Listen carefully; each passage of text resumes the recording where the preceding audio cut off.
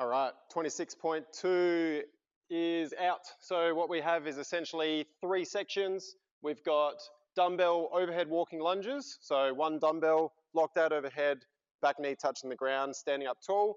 We've got 24 meters, so 4 6-meter sections. Those sections need to be unbroken. I'll run through that a little bit more later on. Then you go into 20 alternating dumbbell snatches. So you have your dumbbell, both dumbbell heads will touch the ground. At the bottom, punching to the ceiling, locked out overhead, and we're going to be switching hands each time. We can switch at the top, you can switch on the way down, you can switch on the floor, wherever you want to, but you'll need to switch each rep, so 10 on each side. And then we've got a pull-up variation, which will change each round. So you'll have your overhead walking lunges, your snatches, and then pull-up variation, and then you'll go through the same again and the same a third time. Each time that pull-up variation will get a little bit more challenging. So for those of you doing RX, you'll have 20 pull-ups in your first round, then you'll have 20 chest to bar pull-ups in your second round, and then 20 ring muscle-ups in your third round. For those of you doing scaled, it would be jumping pull-ups for your first round, pull-ups for your second round, and then chest to bar for your third round. For those of you doing foundations, you'll do bent over rows with 2 dumbbells, you'll do ring rows, and you'll do jumping pull-ups for your third round. Weights, RX is 22.5 for men, 15 for women. So normal RX weights we'd use for dumbbell snatches in the gym. Scaled is 15 and 10 kilos, and then foundations is 15 and 10 kilos, but you can scale that back as much as you need to. Also, if you're doing foundations, you don't need to do any weight with your lunges. So you'll still have 24 meters of lunges to do for 6-meter sections, but you don't need to hold a dumbbell at all for that. That's pretty much it. I'll run through some tips in a second. We'll switch over to this side of the board. So tips. There is a lot of pressing and a lot of shoulders for this workout. Mightn't seem like that, but every time you're locking out the dumbbell, that's a pressing movement. When you're snatching, that's a pressing movement, which will really affect you if you get to ring muscle ups when that lockout later on. And shoulders are involved in every movement. So starting off with lunges, my shoulders having to hold the dumbbell overhead. Then we go into our snatches, which is shoulders, and then some kind of pulling movement, which is going to be shoulders as well. So we're going to look later on how to save them.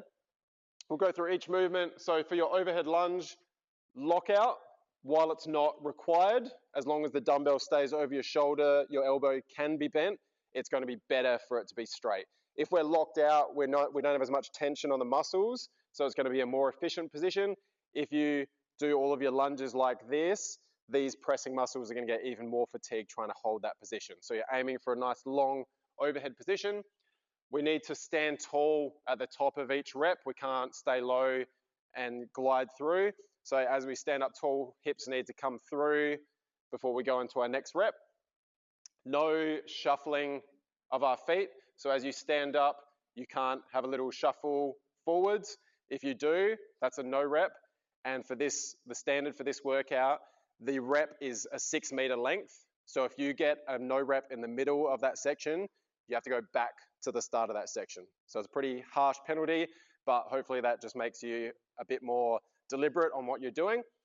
And then, as I said, 6-meter section unbroken. So that means you have to start with your feet behind the line, finish with both feet over the line, not on the line, both feet over the line before the dumbbell can come down, before you turn around, before you lose your balance or anything like that. So one thing that's going to be really important is resting until you're sure you can get that 6-meter section done. You don't want to get 4 or 5 meters through, have a no rep, shuffle your feet, and then have to go back to the start, and you've lost all that time and all that energy to almost get a rep for it to not count. Next, we're going to go into dumbbell snatches.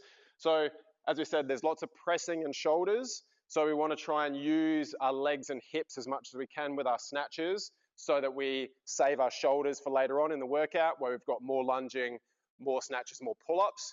So if we are a bit lazy at the start and use a lot of shoulders to pull it up overhead, we're not going to have those shoulders later on in the workout when we want them.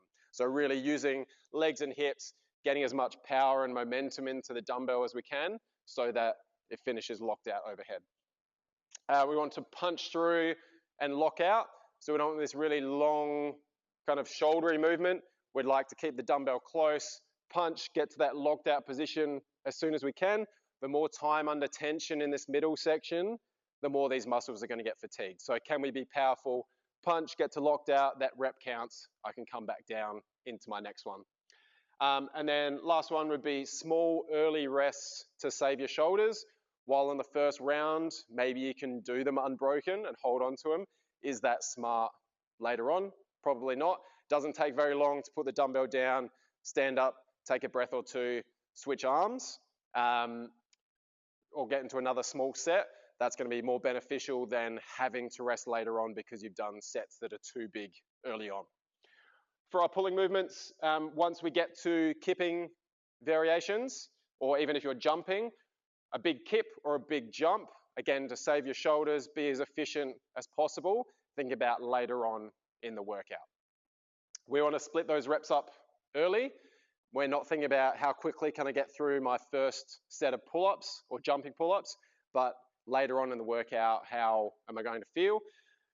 So just because you can doesn't mean you should. So just because I can do 12-8 on my first set of pull-ups to get through 20, or I can do sets of 5 on my chest to bar, doesn't mean I should. I have to think about that more challenging variation later on in the workout.